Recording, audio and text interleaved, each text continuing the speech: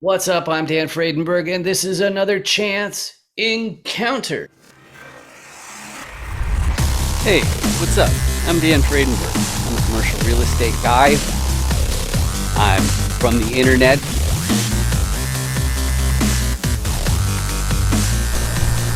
We're seeing more properties like this being built in front of a house. It's going to be torn down soon. I understand that there are power lines that are getting kind of close. What's up again? This is Dan Fredenberg, and that there is a commercial real estate building.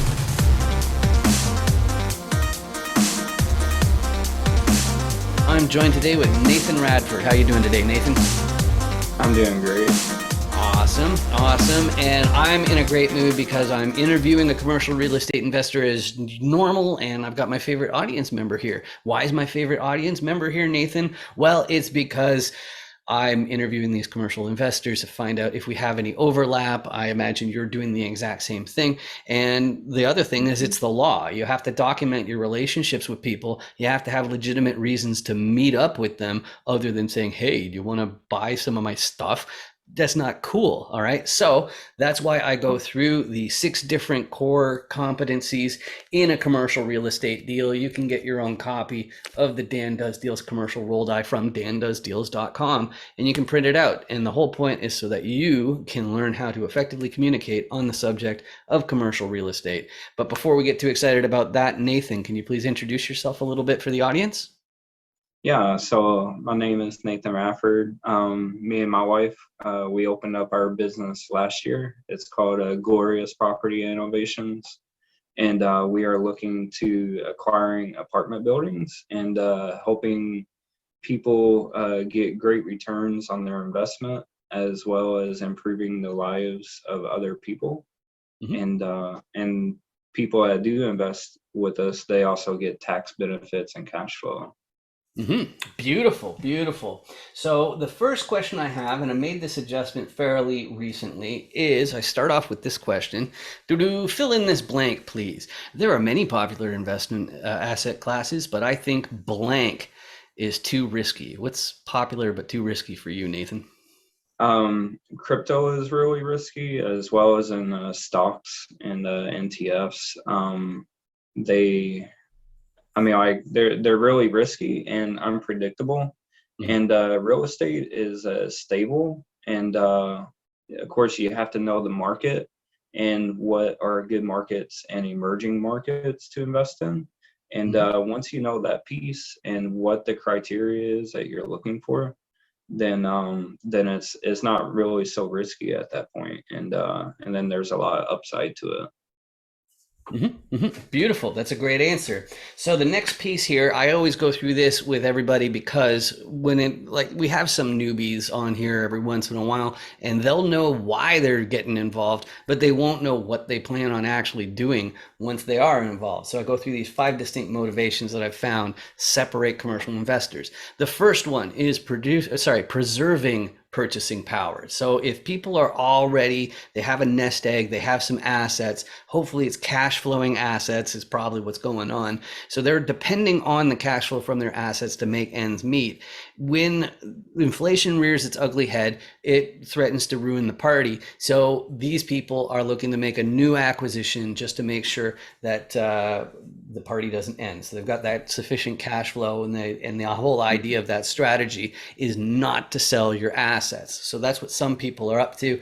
That's not where I am right now. Where I am right now is as a result of I had my own I have my own CRM automation agency, and the problem with working in tech though is that you're a high salary slash high wage earner, and as a result you're giving more away in tax than anybody else. So it hit me as like, well, shouldn't I really just pivot into something where I'm not getting such a huge tax burden, and then that way Right. my equity gets multiplied. So that's what I'm up to personally. But a lot of people I meet, what they're up to is they want to take control of their time. They want to fast track their retirement. Maybe it just means that they Mhm. want to work fewer months per year or fewer weeks per month or fewer hours per week. But the next 2 groups, they're not looking to scale back or dial down on their daily efforts. The next group here, they're so ambitious, they want to buy their entire hometown. They want, the skyscrapers with their names on it, all that kind of stuff. They want the generational wealth to make sure that their great grandchildren never have to hold a day job. That's why some people are doing it, and they're going to keep on hustling to their 90s, just like this last group. I lovingly like to say they're trying to save the world. What's really going on is they've found maybe a sector of society, or maybe it's animals, the environment, maybe they want to send people into space.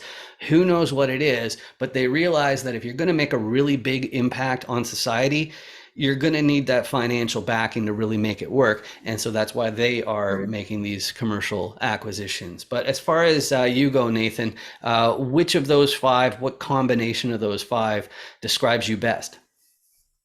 Yeah, so me and my wife, we and our team, we want to give back to the community, and we want to help other people achieve their financial freedom and their dreams, and get them away from the traditional working a 9 to 5 job. Yep, good stuff. Good stuff. I love it. So let's talk about core competencies again. Once again, if you go to dandoesdeals.com, you can download and print out your own copy of this die. And as a matter of fact, I don't even ask for your email address. We have hundreds of people who have already downloaded and printed out their own copy. And I don't ask for your email address because I really want you to be able to tell people this is how it works and this is how I fit in. And that's what you're going to learn about Nathan here by going through these core competencies. Let's start off right from scratch talking about repositioners. Repositioners are looking at a bunch of different properties because they are acquisitions people, okay? And what are they looking for? Well, the first thing they're going to have to do is there's a fancy word for it. They're going to have to underwrite the property, okay? That means they're doing the math, they're doing the arithmetic, they're saying, how much does this property actually make? Is it actually as the same amount that the seller says that it's making? And then there's other things too, is saying like, how do you take that property and find more upside than it's already paying out? And that's the repositioning part of it. And so what are the tools that the repositioner has to finding more upside? Well, if you can find better financiers, that's fund managers, banks, and stuff like that, maybe you can get some advantageous lending, and then that'll cut your costs. So that's one way, but that's not the biggest one, especially right now where rates are going up. First one, of course, has to be the operations piece. You stop those Benjamins from going down the toilet there, but there's more to operations than just unclogging toilets, collecting rent, mowing lawns, taking out trash. There's also a marketing piece, which is one of my fortes. And the role for that is to make sure that the vacancy rate stays super duper low. But there's also some automations that you can do with programming that's also part of my wheelhouse. But saving that money, that's pure upside, that's fantastic, but chances are, things are really hot right now. So cutting costs on operations is probably not going to be enough. So quite frequently people have to get a contractor team to fix the place up. That's to do what they call a value add. Normal people call it a renovation or making it nicer. And the whole purpose is that way people will pay more in rent than they would before. Okay, so that is what they're up to with the contractor piece, contributing to the upside for the repositioner. But if the repositioner is like me and they're from the internet, they've got another problem. You need boots on the ground. You need a local. You need somebody who can be there in an hour or two. And that's not going to be me because I'd actually have to get my passport and stuff. But you need the local to make sure that the contractors are staying on schedule. They're not cutting corners, all that sort of stuff. And same with the operations.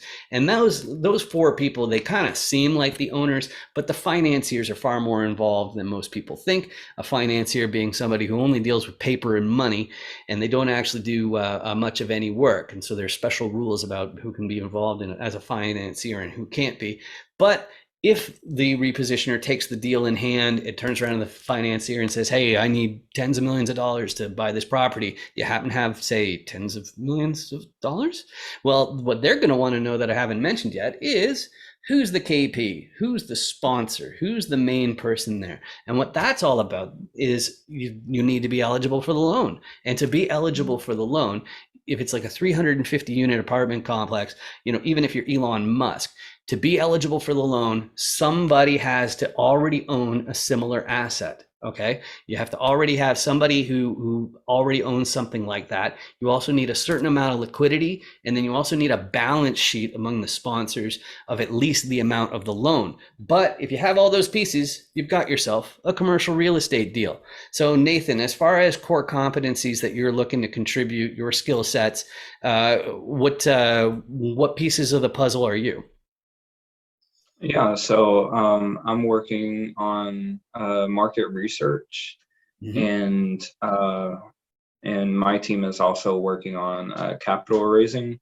So Mm-hmm. we talk to investors that want to invest with us, and then we raise for the down payment.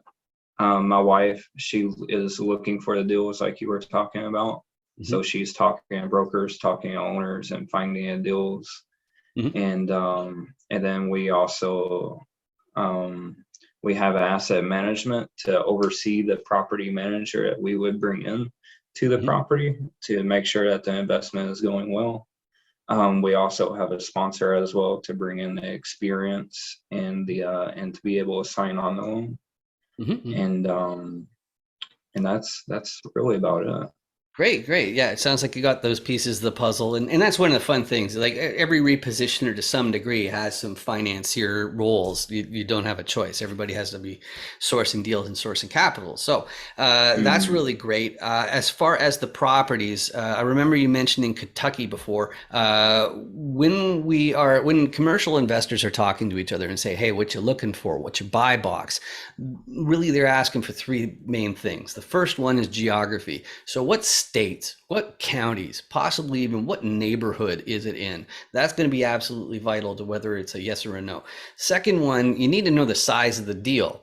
Now, we're talking about multifamily, and it doesn't matter if you're talking about multifamily or retail or office space, in the mobile home parks, all of those, they're going to have a unit count that's going to tell you the size of the property. So the unit count is going to be important. If you're talking about industrial or warehousing, then it's going to be in square footage. But for here, it's usually the unit count in on this show and the investors that I talk to. But the third one, that's class. And unfortunately, they use the same word to mean two different things, and they use the same rating system for each. But the two meanings of class, the first one is the condition of the building. So is it old and beat up, or is it brand new and immaculate? And where is it in between? The other meaning of class is where the physical building is located, and that has to do with what's the crime rate in that area, what are the school districts like, okay, and all that kind of stuff. So those are the three things that everybody wants to know. So Nathan, what's a deal that is easier to say yes to and more difficult to say no to in that way? So it's always better to look in emerging markets. And so some of the markets that we're looking to is Kentucky, like Louisville, Bowling Green, and Northern Kentucky. Also around Elizabethtown, Ford is building their new EV plant, so it's going to be great. It Also Columbus, Ohio, New Albany. Intel is building a chip plant there, about a $10 billion investment, which is great. It's not a market that we're looking in, but I mean, it's great upside. Tennessee is one of our markets, so around Nashville, and we'll be looking in Chattanooga. Haven't done a lot of market research, but I know it's a good market, just from talking to other people. The Carolinas are a good market. Mhm. And the classes that we look for is a class C and B property. Reason for that is because you can add value to it, and when you can add value to it and improve other tenants' lives, you can force appreciation. Mhm. So it's really great on getting your investors their returns. Mhm. Mhm. And Beautiful, beautiful. and then we Go ahead. also look for class C and B properties in C and B areas. Mhm. Mhm. All right, beautiful. Well, most other areas too. All right, that works. So the next question that I always have is it mostly has to do with because commercial investors, commercial investment in general, it's actually so multifaceted that nobody's going to be all the sides of the die for any real amount of time. So, but one thing that is going to come out is people are better equipped to help some people more than others. Me personally, my background is because of my CRM agency and marketing and tech. I'm better suited to help KPs and sponsors because they'll already have some sort of foundation where I can really add fuel to the fire. Whereas, because like I'm not just another grunt, right? And you know that's the point of grunt works. You can do whatever you want. So those are the people who I can help disproportionately. And Nathan, I don't know if you have any 506B deals going on right now, and if you do, then you're not allowed to entice investors. So don't be enticing them, whatever that means. But as far as the different roles on the die, who can you move the needle for more? Is it beginners? Is it more established people? Who can you help the most? Yeah, so we can help new people that are wanting to learn more about the real estate commercial side on maybe if it's underwriting or just wanting to know about market research, like some of the things to look for. Or we can help the professionals that are already in it as well. Beautiful. And the way to reach out for you, like I met you through our meetups. I spent a ton of time on LinkedIn personally. Is LinkedIn a great way to reach you, or is there a website that's Yeah, better, or what's the best way? yeah. You can reach me on LinkedIn, Facebook, and those are yeah, I can be reached at on there. All right, beautiful. So then there's only one other thing, and Nathan, it's actually not for you, it's for you in the audience, which is I've got this campaign going on. It's important to me, and it's called the Destroy All the Ugly Red Buttons. And if you look under my left hand, you'll notice there's a very big and very ugly red button. And the only way to get rid of those big ugly red buttons is you just take your cursor and you click on it, and then it turns gray. And I have no beef with the gray button. I call it the gray button of tranquility because the gray button of tranquility has this magical power. What it does is if there are enough gray buttons of tranquility on my channel here, then YouTube will actually start to pay for these videos instead of me, which is better, right? And it costs you nothing. It doesn't ask for a credit card or email address, any of that silliness. All it really means is that my videos might show up on your list of suggestions, but you can go ahead and ignore those if you want. I just appreciate you spending the time with me today. Just like Nathan, I appreciate you joining me today. It's been great getting to know you a little bit better. Yeah, absolutely. Awesome. Thanks. Make sure you 506B me. Any syndicators, make sure you 506B me. Oh, hey, yeah, here's my code. You got your QR code scanner? Okay, yeah, oh yeah, just hold it right in the square there. Okay, cool. And now you hit open in browser. Okay. Okay, are you already logged into 506BME? Yes. Yeah, okay, cool. Yeah, so there's my video. So now I'm already on your watch list. So when you get back to your hotel, you can find out what my core competencies are and my level of sophistication. Sound good? Yeah. I love your hat. Real estate's a scam. That's really funny. Yeah. Nice meeting you. You too. 506B me, everybody.